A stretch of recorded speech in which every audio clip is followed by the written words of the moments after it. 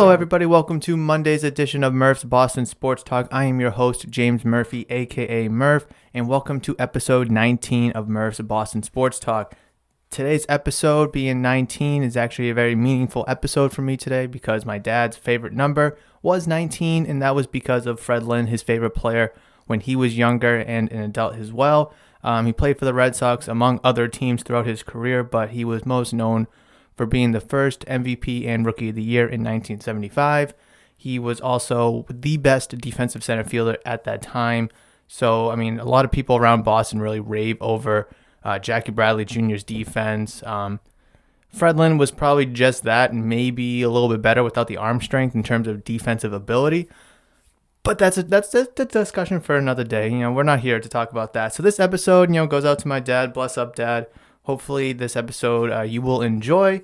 But with all that out of the way, we do have some important quick hits to get to. And starting off, we JD Martinez reported to spring training wearing the same color orange shirt that Tom Brady wore at his Super Bowl parade for the Tampa Bay Buccaneers. And on the orange shirt of Martinez, there's a picture of Brady getting escorted out of the parade because he was so hammered. And JD Martin, actually I think it was the Red Sox, tweeted saying, just a little spring training, kind of with like the whole letters being capitalized in lowercase, like, kind of like Brady did when he was like, oh, avocado tequila, or whatever he said. So then Brady responded saying, LOL, I will never live this down. And to me, that actually really hurt because that is such a funny joke that should be shared within the Boston sports community, but it's not. And that just really kind of like dampens my mood because Brady won a Super Bowl with another team and he's still making some jokes and some laughs in Boston, which is nice to see that he still is connected to Boston sports. But that's just something you want to see be kind of connected throughout the Boston sports. Moving on, sticking with baseball, Chaim Bloom, the GM of the Boston Red Sox, confirms extensions are being discussed for their players. No names were announced. There's no report of how many or who it is, but I'm looking at the team right now and I'm thinking who's next, and I'm thinking Rafael Devers. He's about to go into arbitration again this year and I believe next year. After that, he's going to be a free agent, but if we can kind of skip arbitration and lock him up to a long-term deal, that would be very, very ideal. He's my favorite player on the Red Sox, Rafael Devers. As much as I love Xander Bogaerts and my dog is named after him, Rafael Devers is such a stud. He is so funny. He's so cool. And to see him get locked up long-term with the Red Sox would be a blessing in itself because like Betts and like Benintendi, you can't trade away more young talent when you're trying to, quote-unquote, stay in contention. Bruins win 7-3 over the Flyers in Lake Tahoe last night. Big win for the Bruins, 7-3. Rask giving up 3 goals. It is what it is. I think he played pretty well. Otherwise than that, he looked really good. He looks like he's focused. But the team, though, looked really, really focused. Pasta had a hat trick. And the Bruins are in first place by 3 points over the Washington Capitals, who are probably, I don't know if they're the best team by roster. You still have the Lightning. But, the Bruins, the Capitals, the Lightning, all 3 of those teams are probably going to battle for the President's Trophy, at least, on the eastern side of things. But nonetheless, it is so good to see the Bruins play very well day in and night out, whether it's, getting big leagues and holding them or getting, down in the game and then coming back, stealing a point in overtime or whatever it may be. So to see the Bruins still play very, very well is very promising. However, who isn't playing well? Your Boston Celtics. Yeah, they suck. And I'll tell you why. So I'm not going to go on another rant like I did last week. I promise you that. I'm going to set a timer on my phone, and I'm going to set it for 10 minutes. I think that's fair.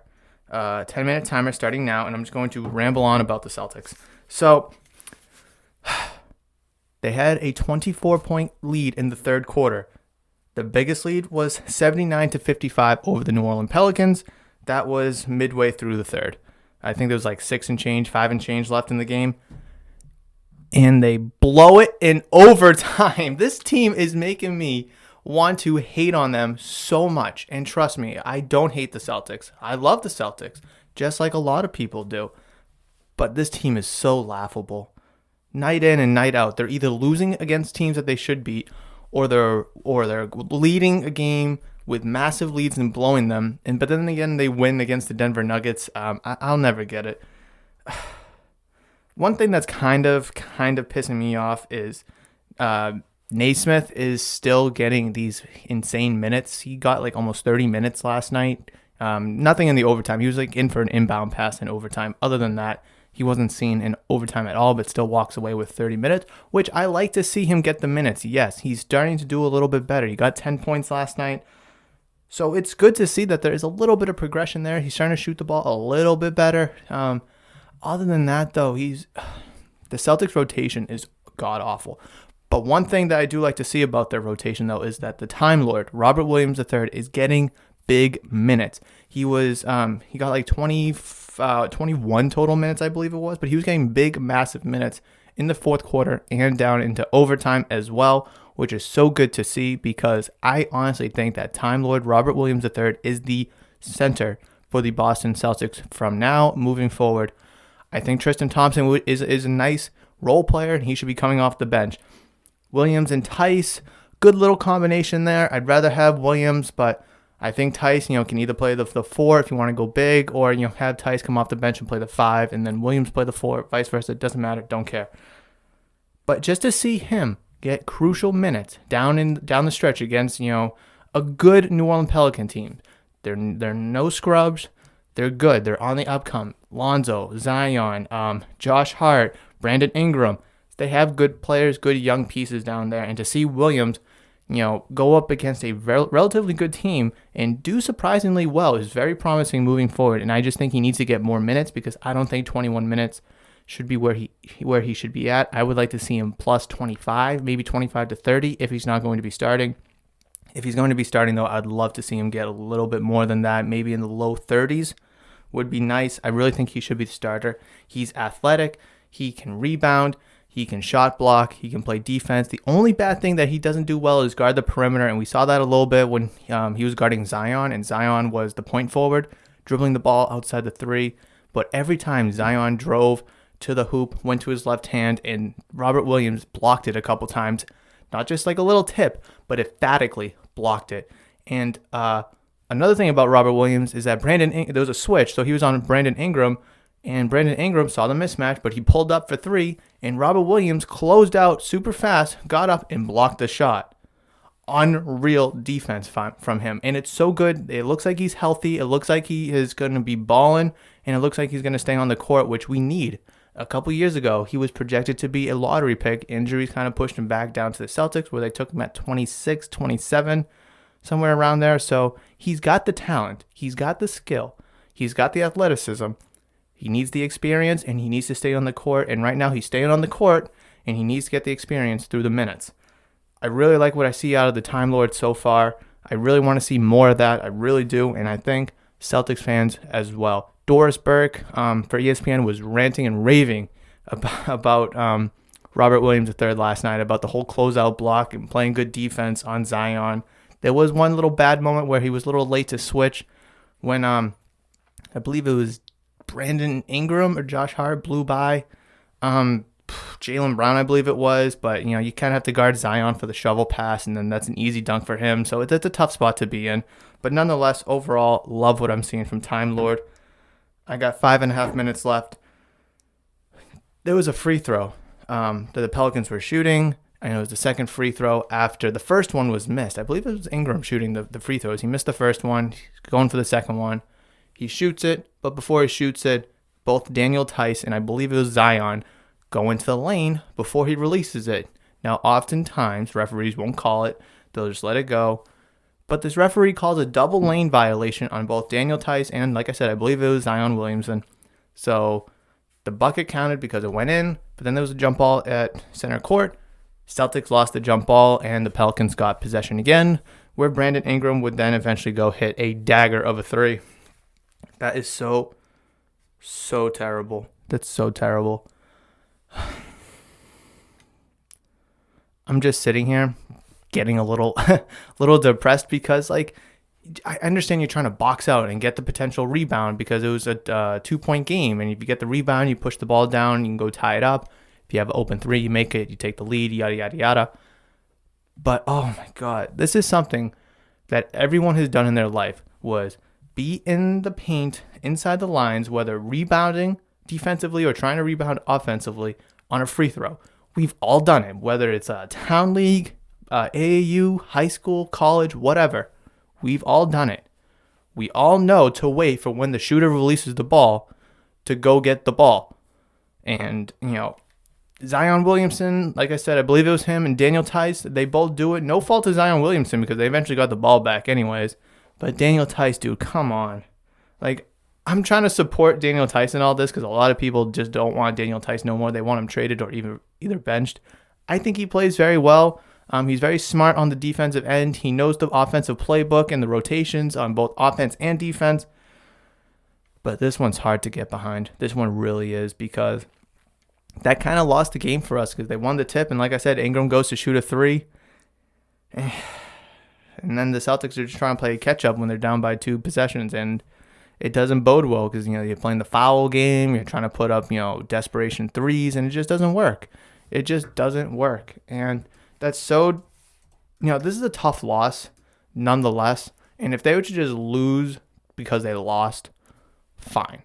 If they got beat by a better team in the New Orleans Pelicans, then so be it. But when you have a 24-point lead and midway through the third quarter, and then to go lose in overtime to a team that is, I wouldn't say they're better than you, but they'd certainly played like it, and that's just disgusting. And that loss brings you back down to 500, 15-15, 6th seed in the Eastern Conference. The Pacers and now the Raptors are both in front of you, and the Knicks are a half a game behind you.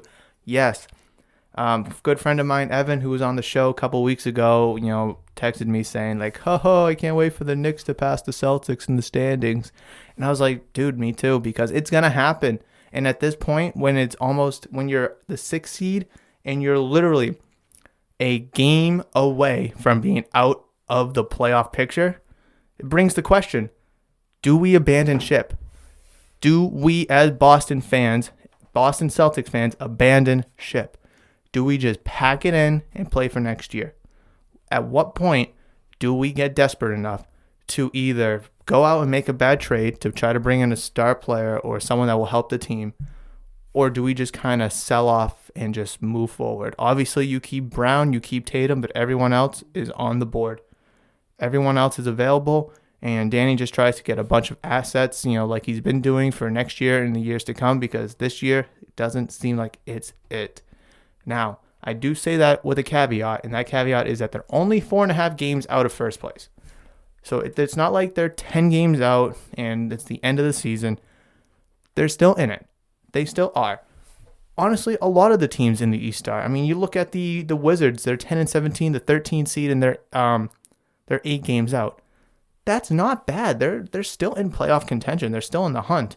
And it's a tight race in the East. It really is. But if the Celtics just keep with the same roster, and then this goes out to Danny Ainge again and again, if the Celtics just keep with the same roster, it's going to fail. You're not going to beat the 76ers. You're not going to beat the Nets. You're not going to beat the Bucks. You clearly can't beat the freaking Pelicans, who are in 11th place themselves, who are 11 games out of first place. So the West is a completely different story. But come on. I know I have 30 seconds left, but the Celtics really have to figure it out. This is a game that they had to win, that they should have won. And it wasn't a walk in the park. It wasn't a guaranteed win. But when you're up by 24 halfway through the third, you have to hang on to that and win that game, especially the way things have been going lately in terms of struggling and being 500, getting lower in the standings and losing, games that you should be winning. That is a game that you have to win, and the Celtics couldn't, and that's so upsetting. But that's going to wrap it up for me. There's my timer. I want to hear your thoughts about it. What do the Celtics need to do? What should the Celtics be doing in order to become either a better team or stop sucking as much. Those are all my thoughts about the matter, but I want to hear yours. So if you're listening on Spotify, Apple, Google, Amazon, reach out to me on Twitter and on Instagram at Murphs_BostonST, where the ST stands for Sports Talk.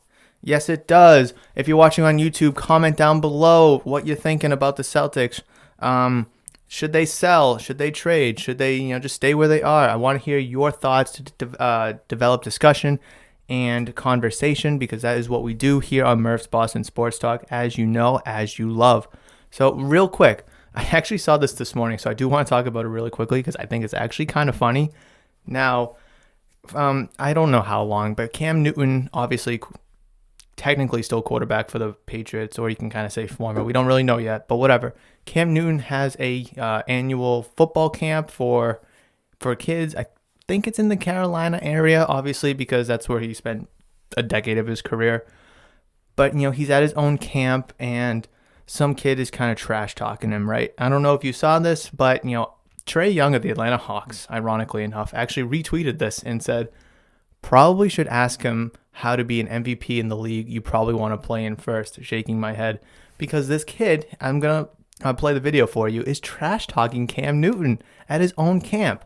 Now, I'm going to play the video, and then I'm going to give you my thoughts about it. So let me get the volume up and switch my mic. You asked him, you're a free agent. You're a free agent, Rich. You're a free agent. You're about to be full. I'm rich. You're about to be full. I'm rich. You're about to be full. I'm rich. You're a free agent. I'm rich. You're a free agent. I'm rich. He's a free agent. He's like your dad here. Let me talk to your dad. Let me talk to your dad. Where's your dad? You're a free agent. Where's your dad? You're a free agent. Your dad. You're a free agent. You asked. Talk to. Let me. Where's your dad? Where's your pop? So it was kind of loud, and it was bad quality almost. But basically what Troll was saying to Cam Newton that you're a free agent. You're a free agent is constantly saying that. You're ass. You suck. You're poor. Stuff like that. And Cam Newton's saying, I'm rich. I'm rich. I'm rich.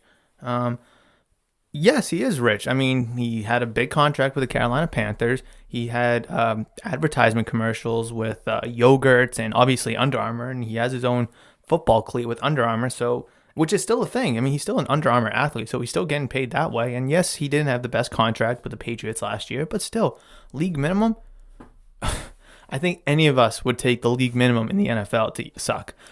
Yes, Cam Newton sucked last year, but this kid is at Cam Newton's, I don't know if it's quarterback camp, but football camp, wearing the whole Under Armour Cam Newton gear and saying, you're a free agent, you're ass, you suck, you're poor. Bro, what? And yes, Trae Young is absolutely right that you should probably ask this man how to be an MVP in the league, because this kid is probably 14, 15. He's clout chasing.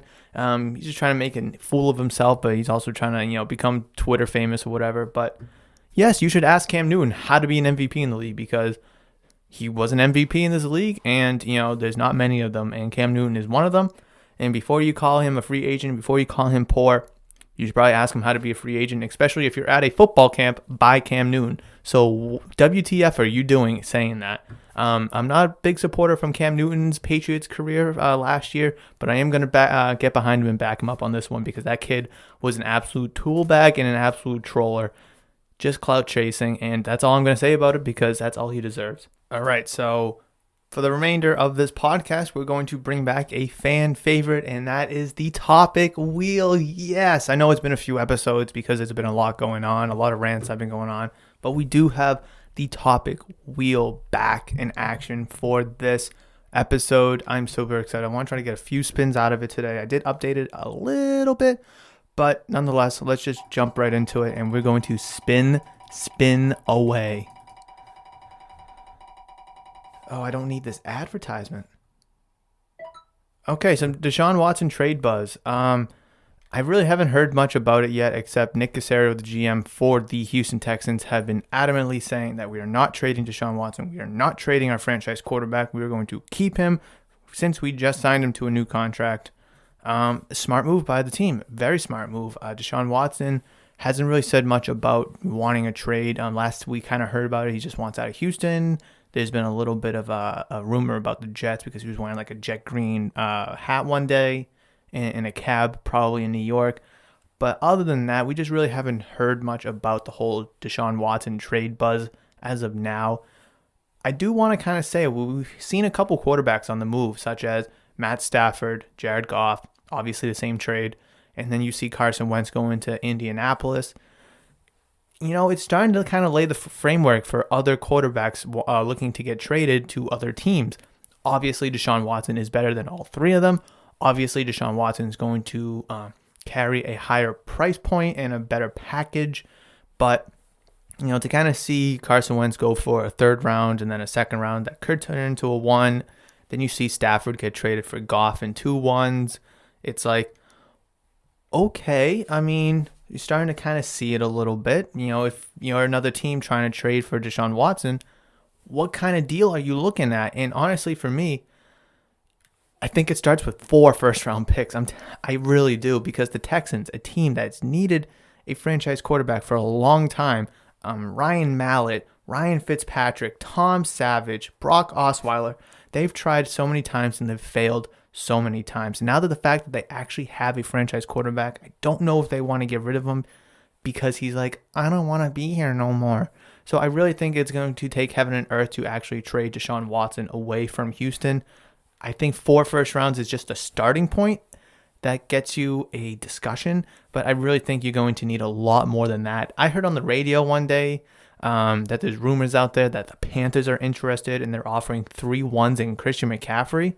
And the radio host said that he wouldn't do it. And I was thinking to myself, whoa, you wouldn't do that? But then he kind of explained his reason, like, Christian McCaffrey, can get hurt at any second. Great running back, though. Obviously, probably like one of the best 2 running backs in the league, right? But he's coming off an injury-plagued season where Mike Davis was able to put up comparable numbers, for the Panthers. Those 3 first-round picks, what are they going to turn into? And are they even going to be good? Because a decent team with Deshaun Watson, like those first-round picks could be like in the mid-teens, low 20s. So are you really getting any value out of that? Probably not. And besides, you just traded one of the best wide receivers in football in DeAndre Hopkins for a second-round pick in David Johnson. So, they already traded for their quote-unquote franchise running back. So, do they really want another version of David Johnson? Obviously, a much better version, but you know what I'm trying to say. No, because if they go to try trade David Johnson after acquiring Christian McCaffrey, you're going to get no value for him because he was okay at best, and I say that very generously. So that's where I kind of stand on that little rumor. I don't think it's ever going to happen, and 4 first-round picks I think is the starting point, probably along with a very good player and probably many more draft picks. That's just me. That's what I think about the whole thing, but let's go on the wheel again.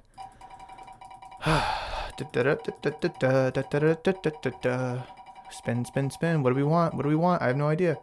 Oh my, we land on the Deshaun Watson trade buzz slice again. All right, let's just skip it and just move into the next one. That's too funny. I saw it slowing down. I was like, don't do this to me. Murph's mock draft. Okay, so I'm still developing my own mock draft. I know I have some time and I want to try to get it out. Probably within like another month or so, because there's so much to consider and to look into. But I will give you a small little nugget about Patriots, what they could do at 15. So I've heard through the grapevine that the Patriots want to acquire a quarterback via free agency, so to bring in a veteran quarterback. I don't hate the idea. Depends who it is, and there was no names announced, so we'll just have to wait and see on that. And then they want to use that 15th pick on an offensive player. Completely agree about that. Regardless, quarterback, wide receiver, whatever, should be offense. Period. But then I heard that Patriots could go after Kyle Pitts, the tight end out of Florida. I'm like, whoa, I like that. But wait a second. Didn't you just draft 2 tight ends in the 3rd and the 4th round last year in Devin Asiasi and Dalton Keene? And you're already kind of abandoning ship on them? Or you're going to move on from Ryan Izzo, a 7th round pick who's kind of trash? Either way, Kyle Pitts at 15, I don't see him being there. He's an excellent tight end. He's getting comps to Travis Kelce. He's getting comps to a prime Jimmy Graham in terms of receiving ability and potential. And I think those are perfect because Jimmy Graham was a force when he was in his prime. He was electric, and he was so good with New Orleans younger in his career. Travis Kelce, same thing. He's an absolute force. He is so good. He is a top receiver, not just a top tight end, but a top receiver, period. Now, what do both of those receivers have in common? They're both receivers. They don't block very well. Gronkowski, George Kittle, they're blocking tight ends as well as receiving tight ends. And Kyle Pitts doesn't block very well, but, you can kind of work on that. But to get a receiving threat, as in Kyle Pitts at 15, would be extremely, extremely good. I just don't see it happening. I really don't. I see him falling, around the late top 10, maybe the early 10, 11, 12 to the Giants, the Cowboys.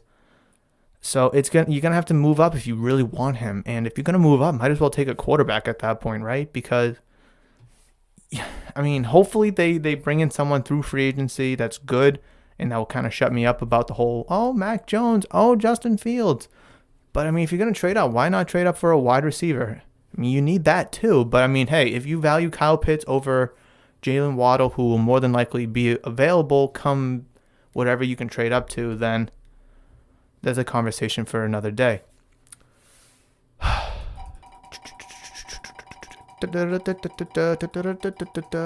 we go. Watch, it's going to be the Deshaun Watson trade news again.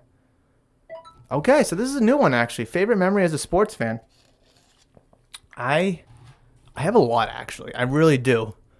I actually have to think.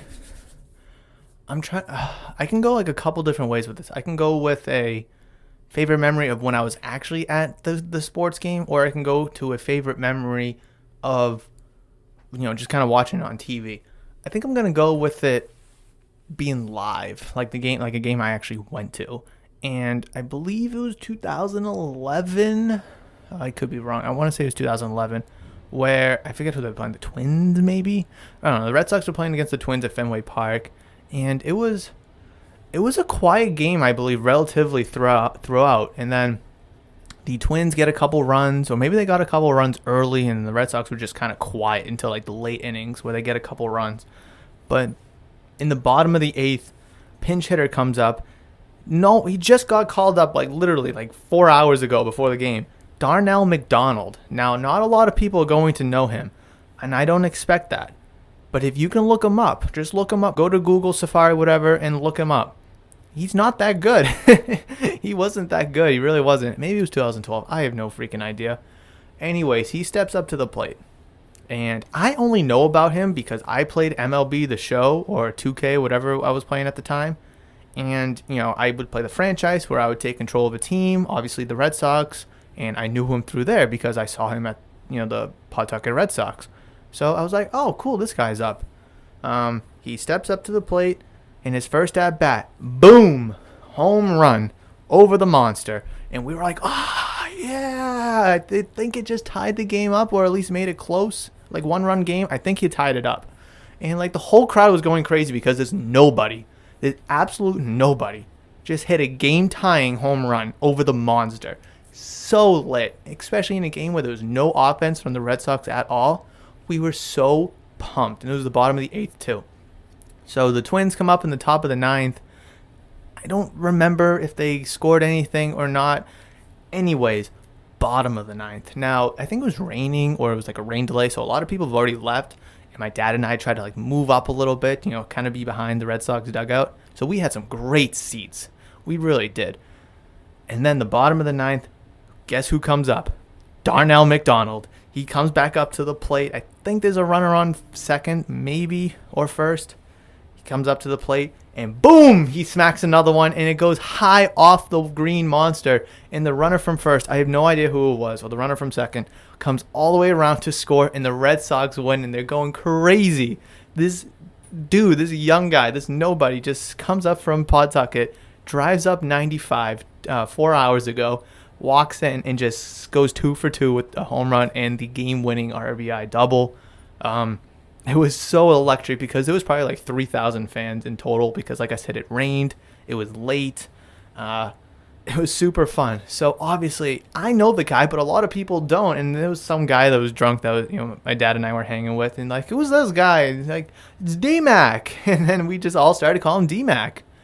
So after the game, go over to the Red Sox team store, which is right across the street, right behind Fenway Park, and I go in there, and I asked the clerk, I was like, you got any Darnell McDonald t-shirts? And he's like, no, we just sold out of them. I'm like, damn, yo, I really wanted one. Come to find out, that was kind of before I kind of figured the whole inventory thing and like had that. Come to find out, obviously they didn't have any Darnell McDonald shirts because they didn't make any because he was a nobody. But that is one of my favorite sport memories as a kid. That was super fun. And then ever from that point, my dad and I would always mention about the whole big D-Mac game and how good he was and how like electric that night was, even though he was pretty much a nobody. And then, periodically throughout the season, I think he was with the Red Sox in the next season too. Whenever he would come up or whenever he would play, my dad would be like, hey, yo, it's D-Mac. You remember him? I was like, of course. Of course I remember him. And then I think like the year after he went to the Yankees or something after the Red Sox designated him for assignment. And then the whole D-Mac train kind of died down from there for me and my dad. But that was super fun. That was so exciting and such a blast. I'm definitely going to remember that for a long time. And I'm actually really glad that I spun this on the wheel because, I did kind of, mention about my dad at the beginning, dedicating this episode to him being episode 19. So to be able to talk about a sport memory that him and I were able to share, definitely super, super touching and super meaningful. So, whatever you want to call it, fate, chance, I'm just super glad that I was able to spin this on the wheel today to talk about it. We'll do one more. We're going to do one more. I don't know what I want to talk about, but it doesn't matter because the wheel decide. Okay, so March Madness, I just talked about this 2 weeks ago on the podcast. I'm not going to go too much into it because nothing much has really changed. There is so little to no hype behind college basketball right now because everything's going on. Football literally just ended, so there's still a bunch of buzz about that, obviously with free agency and such. Not a lot of the good teams are in the top 25. Duke, Kentucky, UNC. Obviously, you have Gonzaga still doing their thing, but that's kind of expected being in the WAC, the Western Athletic Conference, or whatever it is out there. So I'm just gonna kind of skip this one and just move on to another topic because I want to actually have a good conversation about something that we haven't really talked about just yet, or at least in a while. Here we go. What are we going to land on? Ooh, Bruins, Patriots. Oh, I kind of just talked about the Patriots, but I'll talk about them again because it is a big offseason for the Patriots, and I'm not going to harp and rant on it over and over again. But, I'm going to ask you, what is the one move or the biggest move that you want the Patriots to make? Now, it could be super realistic or it could be so far-fetched. Doesn't matter. I want to hear what you have to say about this one because obviously my thoughts and my opinions on what the Patriots should be doing. Quarterback, offensive weapons, build a little bit of the defense back up. Well, obviously, offense is the focal point. I want to hear your thoughts. Comment down below if you're watching on YouTube or reach out to me on Twitter and Instagram at Murphs_BostonST, where the ST stands for Sports Talk. And I want to hear your thoughts about it because there's so many different directions the Patriots could go in. We're obviously starting to hear that the Patriots might want to take Kyle Pitts at 15, or they could either, we obviously are starting to hear that the Patriots want to get a veteran quarterback from free agency, but they're going to have to spend money. Quarterbacks aren't cheap, and the only way to get them cheap is through the draft, but you can't get both Kyle Pitts and a quarterback to the draft. So that's certainly interesting, but like I said, I want to hear what you have to say about it. Comment down below if you're watching on YouTube, or reach out to me on Twitter and on Instagram at Murphs_Boston Sports Talk. All right, I know I said one more 2 spins ago, I guess 3 spins ago, but I need a good one to really end it on. I need a really, really good one. Oh, let fiance decide topic. She's in school, but I could try to give her a call. Maybe she'll pick up. Maybe she won't. Let's find out. I don't remember. I think she starts at 11. It's only 10:30. Or maybe she starts at 10. I think she starts at 10. I don't remember.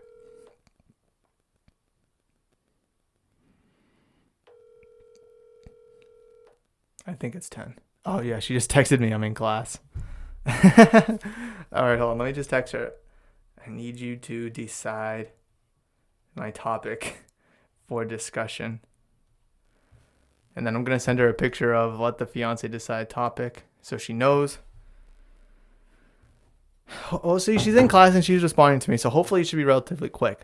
I guarantee you this. She's going to say, talk about the Patriots. I'm like, I just talked about the Patriots. But, I'll give her a couple seconds to get back to me. Well, I guess we have a little bit of downtime. Have you been watching the YouTube exclusive videos that have been coming out? They're super fun. I'm telling you, they're full of laughs. They're so exciting. Home run derbies, quizzes, just a random bunch of stuff that I'm trying to do, for the YouTube channel. Just a little bit of extra content in case, maybe not just listening is not your thing and you want a little bit more. So I'm trying to give you a little bit more. Definitely look at it. Check it out on my YouTube channel, Murph's Boston Sports Talk, and just definitely enjoy it there. All right, what's she say? OMG. Oh, she's typing. I think she's upset. March Madness, or just talked about March Madness. We just talked about it. Oh, what is she going to say? She's not typing anymore. Or, come on. Yeah, no, definitely check it out. I mean, like I said, I put the quiz that I made out on my Twitter. It got a bunch of plays, and I'm super excited about that. I definitely played it myself a few days after I made it, so hopefully the information wasn't a little fresh. I posted that yesterday on my YouTube channel on Sunday, and it was so fun. There was a few teams that I was struggling with, I'm not going to deny, but it was pretty fun. I mean, obviously you have the Celtics, the Lakers, the Bulls, the Spurs. They've won a bunch. And it kind of, the 74 past winners.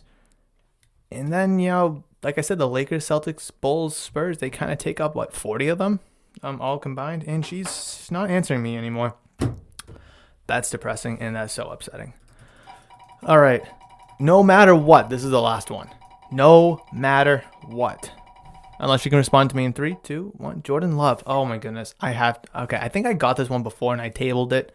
I have to talk about Jordan Love. So, as a lot of people know, I am a huge Jordan Love fan. Massive Jordan Love fan. Why?